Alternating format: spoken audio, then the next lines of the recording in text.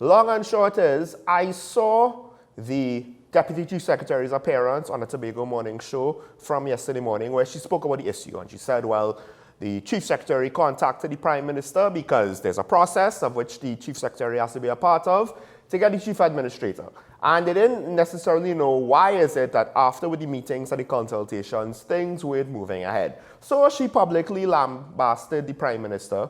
You know, we don't know what's going on. And her cherry on top was saying that they're looking to send a pre-action protocol letter. And at first I was very happy. Well, look, you see, come and explain. Come and explain to the people what's going on. It's better than not saying anything. Thank you, Deputy Chief Secretary, despite the fact that, you know, we can't get you on our shows. Now, to be fair, I haven't reached out to her recently. I intend to do so because, you see what's going on. However, the Prime Minister came back into the country and had a press conference at the Diplomatic Center. And one of the topics he spoke about, because there were other things you could read in the press that he spoke about, was this issue where he gave us a bit more details. So, let's listen to what the PM had to say. It's time to cue this.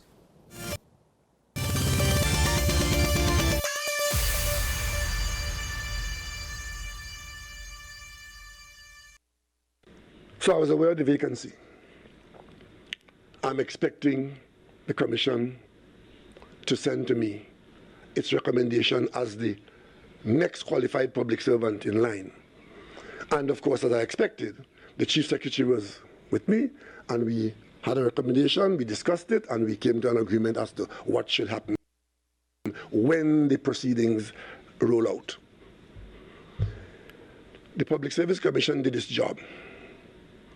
Knowing that this administrator was leaving, took steps to see who was the next in line and to recommend it to the Prime Minister's office for the Prime Minister's attention. And the Prime Minister, of course, will have to cover by ensuring that the Chief Secretary is in on the discussions. I'm advised that on the last day of the Chief Administrator going out of office, that office advised the Public Service Commission that the person in line to replace the administrator, not a public servant, who happens to have been at cast in the Prime Minister's office, that person is now to be the subject of allegations of wrongdoing and to be suspended. So the Commission now has no choice but to withdraw the letter which was sent to the Prime Minister's office, which was yet to be seen by the Prime Minister, by advising the Prime Minister's office that a withdrawal has taken place of so-and-so person, and that the process now has to start over with the Public Service Commission looking for the next person in line. And of course, the process of commission to Prime Minister to Chief Secretary would have to take place before an administrator could be had.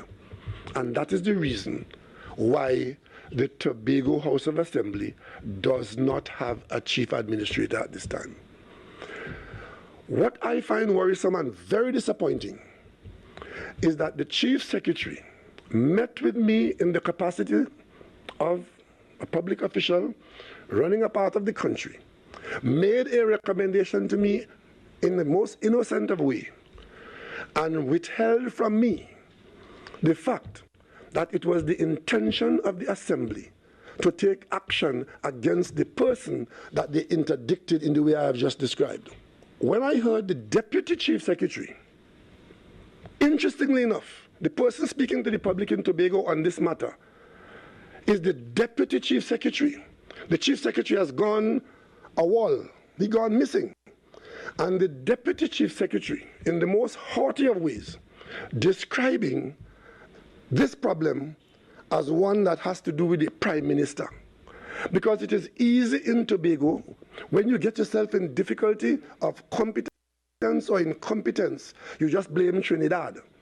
And to listen to the Deputy Chief Secretary explaining that they can't do this and they can't do that in Tobago, the reason why there's no chief administrator is because of the actions of the Tobago House of Assembly, who claim to have some audit and who claimed to use the results of the audit against a senior public servant. And I refuse to believe that when the chief secretary spoke to me on that day, an hour and a half he spoke, that he did not know that what he was doing at the level of the chief secretary was interdicting the officer who was in line to be the next post and putting somebody else up to me for my agreement.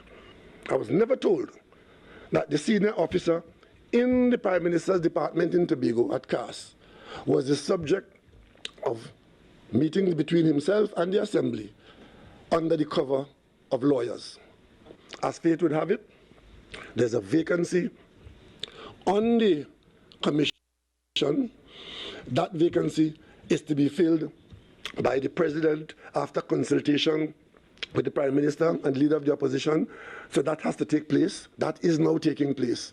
And when that has been done and the commission is properly constituted, then the commission would fill the void that has been created 2 steps down by the interdiction of the officer who was head of department of the Prime Minister's office.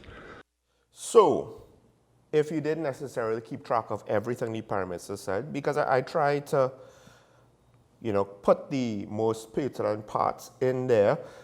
There was the next person in line who was a permanent secretary in an administrative office attached to the office of the Prime Minister that works and functions in Tobago.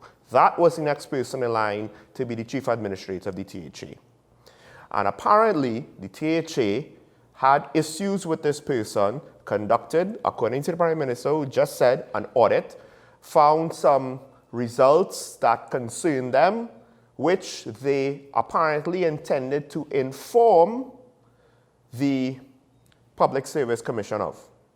Now, that was sent the last day of the outgoing chief administrator, again according to the Prime Minister.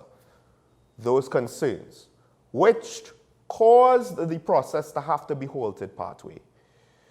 And why the Prime Minister upset is because he consulted with the Chief Secretary about said person.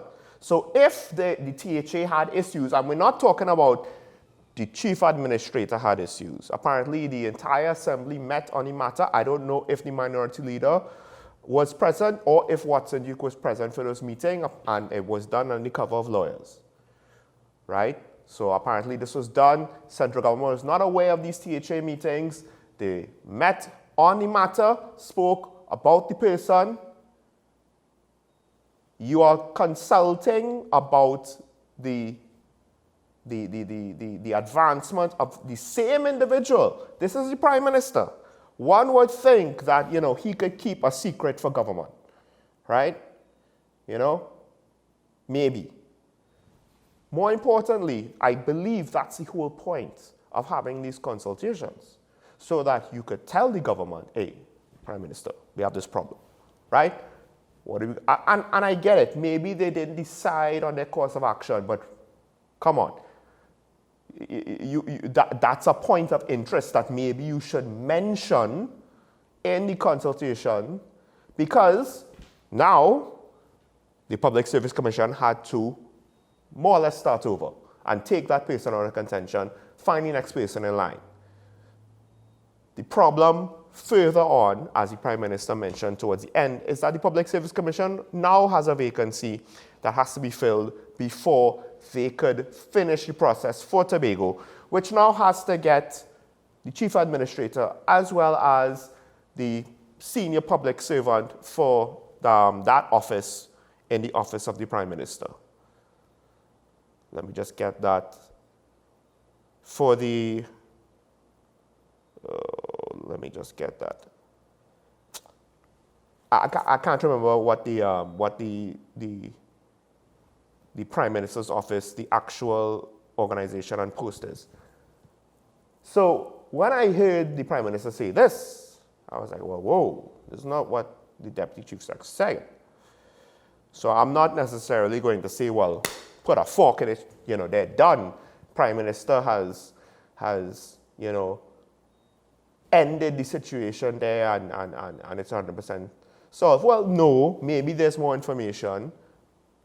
Technically speaking, now the ball is in the THA's court, the majority. independent candidates, TPP, however they still call themselves now.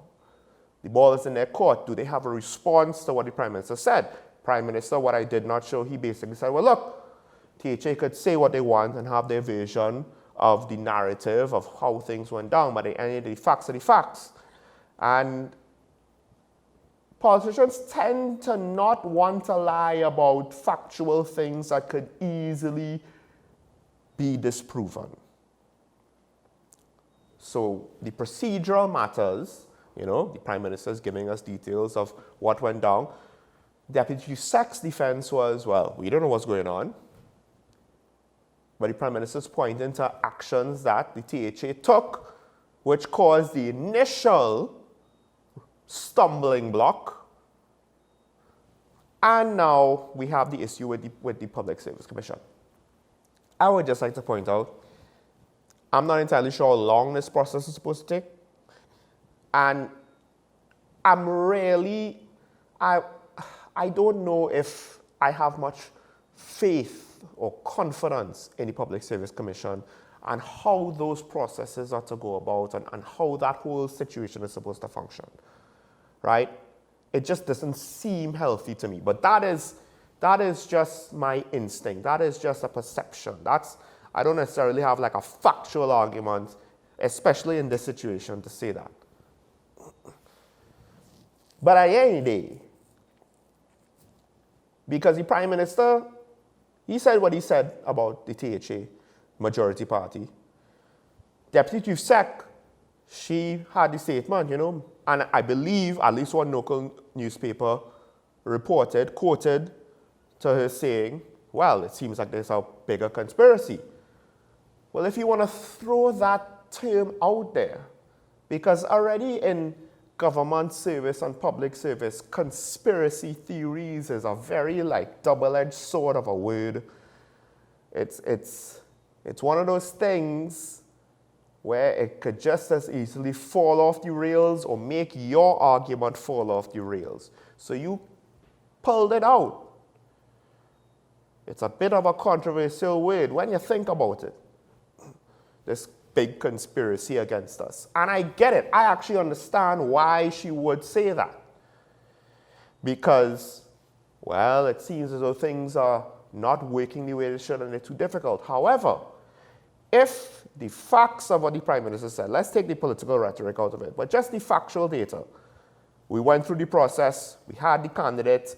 Yeah, maybe they might have been a few days late, but they had the candidate, and then that more or less had to stop, restart, get the person under consideration kicked out of there because of allegations, which, from what I understand, have not been proven.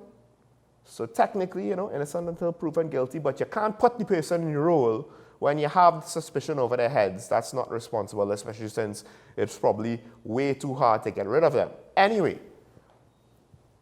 so you have that going on. If that happened, you know why there was a stumbling block from when the Prime Minister spoke to the Chief Secretary for an hour and a half. You claim that you don't know, but I think it's fairly obvious when you send an allegation about the candidate that the Chief Secretary spoke about, that might cause a problem. Now, to what extent is it intentional? That's what the Prime Minister went with controversial statements of his own, of conspiracy, because he said, he implied that the Chief Secretary might have been trying to agree on a candidate, then cut them off at the knees so that he could recommend somebody after the fact and fast-track them through. Is that what happened? I don't know. I don't have any evidence of that. I just have the Prime Minister's words on that one. So I'll kind of push it off to the side. Is it possible? Maybe. The way how politics works in this country, I wouldn't doubt it.